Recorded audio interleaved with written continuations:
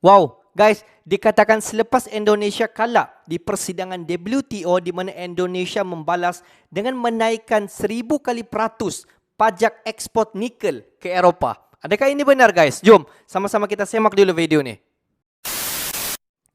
Hello guys, bismillahirrahmanirrahim. Assalamualaikum warahmatullahi wabarakatuh. Allahumma salli ala sayyidina Muhammad wa ala ali sayyidina Muhammad. Guys, selamat datang ke Musa Channel. Aku adalah Musa dan ini adalah channel YouTube aku, guys, Musa bin Muhammadirin Channel. Kepada subscriber, kepada viewer di luar sana yang baru sahaja terjumpa Musa Channel, jangan lupa berikan sokongan kalian kepada channel ini dengan menekan ataupun klik tombol subscribe, like dan komen di bahagian komentar di bawah. Dan kepada subscriber, kepada viewer di luar sana yang selama ini telah pun memberi sokongan kepada Musa Channel, aku mengucapkan ribuan terima kasih, guys. Kalian memang gratis, mantap, guys. Dan aku sentiasa mendoakan agar semua yang sedang menonton video ini, aku mendoakan agar dipermudahkan segala urusan, diberikan kesihatan yang baik, dihindarkan, dijauhkan daripada segala malapetaka dan juga dihindarkan daripada segala fitnah di akhir zaman ini, guys. Amin amin ya rabbal alamin.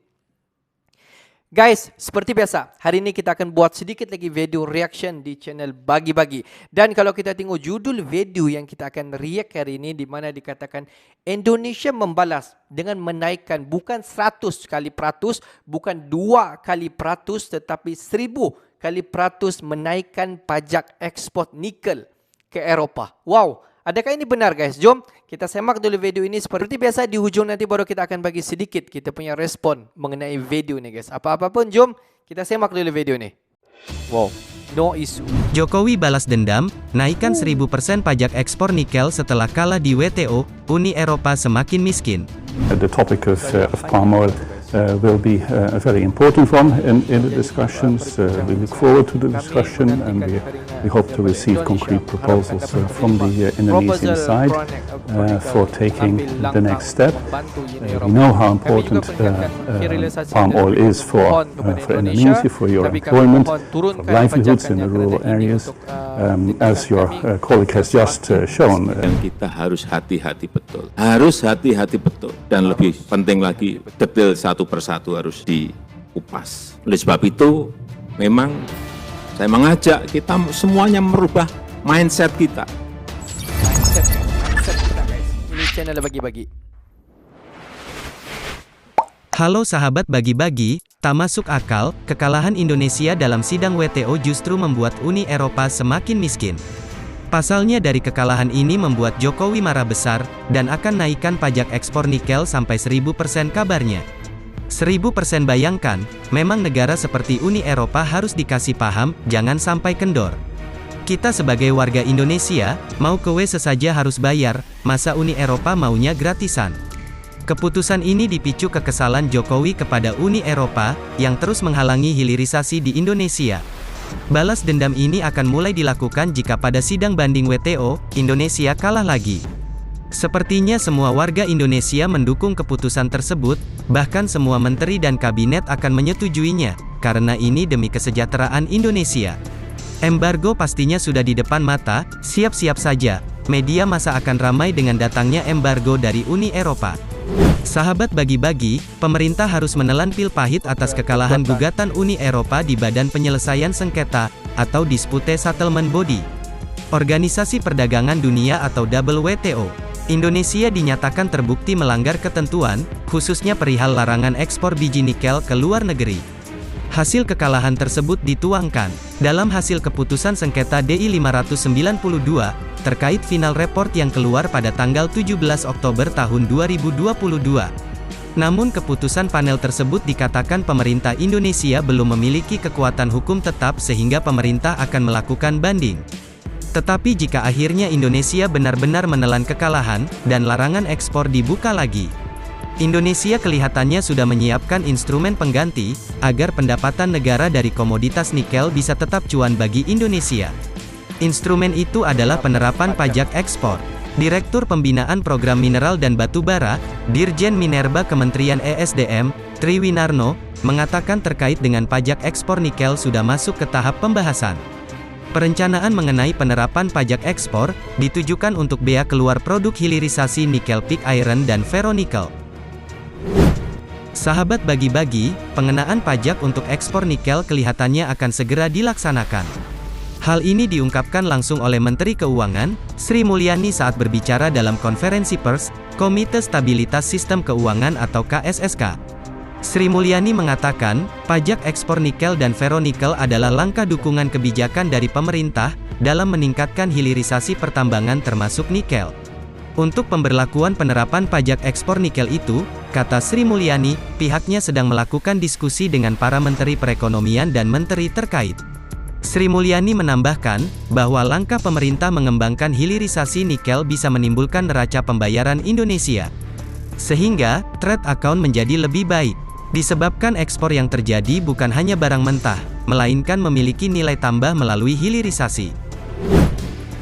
Sahabat bagi-bagi, sejatinya, kegiatan pelarangan ekspor biji nikel ke luar negeri adalah upaya pemerintah Indonesia mendapatkan nilai tambah yang lebih besar dari komoditas nikel melalui hilirisasi. Terbukti, dalam catatan Kementerian Investasi atau Badan Koordinasi Penanaman Modal, pada tahun ini hasil ekspor nikel yang sudah dilakukan hilirisasi, diprediksi menembus 27 miliar US dollar sampai 30 miliar US dollar. Atau setara dengan 418 triliun sampai 465 triliun. Bayangkan nilai yang segitu banyaknya mau dikasih ke Uni Eropa, kan kita sebagai warga Indonesia sakit hati. Bahlil juga menyatakan, bahwa hilirisasi nikel, dengan melarang ekspor biji nikel ke luar negeri, sebelumnya mendapatkan banyak penolakan dari berbagai negara, termasuk Uni Eropa. Namun bisa dijelaskan Bahlil, bahwa pelarangan ekspor raw material atau mineral mentah, itu sebagai upaya Indonesia menciptakan dekarbonisasi atas industri yang ramah lingkungan. Sahabat bagi-bagi, Dewan Penasihat Asosiasi Profesi Metalurgi Indonesia atau Prometindo, Arif Estiamar, juga menilai gugatan Uni Eropa cukup unik. Mengingat ekspor biji nikel ke UE hanya 2%, sehingga hal ini lebih disebabkan daya saing produk turunan nikel. Lalu bagaimana dampak kekalahan RI terhadap gugatan di WTO, dan bagaimana urgensi penerapan pajak ekspor nikel RI? Sahabat bagi-bagi, tentunya ini akan berdampak bagi masyarakat Indonesia, tetapi dampak tersebut tidak akan besar. Kalau Indonesia diembargo Uni Eropa, juga tidak berdampak sangat besar. Kecuali Uni Eropa menggandeng negara seperti China untuk ikut mengembargo Indonesia. Kalau Uni Eropa melakukan itu, sudah pasti ekonomi Indonesia akan drop, karena China adalah salah satu mitra paling penting Indonesia dalam bidang ekonomi. Bagaimana menurut kalian? Apakah strategi pemerintah Indonesia sudah tepat? Mari berikan pendapatmu di kolom komentar. Jangan santuy terus, mari kita barbar, merdekalah kita seutuhnya, merdeka. Hurrah! Guys, kalau kita tengok isu ataupun masalah nikel di Indonesia dan juga persidangan WTO ini sudah pun kalau kita tengok berlaku sejak 2-3 tahun kebelakangan ini, di mana kalau kita tengok Indonesia memperjuangkan untuk tidak mengekspor nikel pada asalnya. Tetapi kalau kita tengok di persidangan WTO, banyak sekali negara-negara seperti Amerika Syarikat, China dan beberapa negara-negara hebat yang lain mendesak Indonesia untuk terus mengekspor nikel keluar daripada Indonesia. Selepas itu kalau kita tengok Indonesia menetapkan satu prosedur sebelum mengeluarkan nikel, hendaklah membuat hilirisasi, menukar daripada bahan mentah ini kepada bahan separuh siap, dan selepas itu barulah diekspor keluar daripada Indonesia. Tetapi isu ini sekali lagi dibawa ke persidangan WTO, dan kalau kita tengok selepas Oktober pada tahun 2022 dikatakan Indonesia telah kalah di dalam persidangan WTO.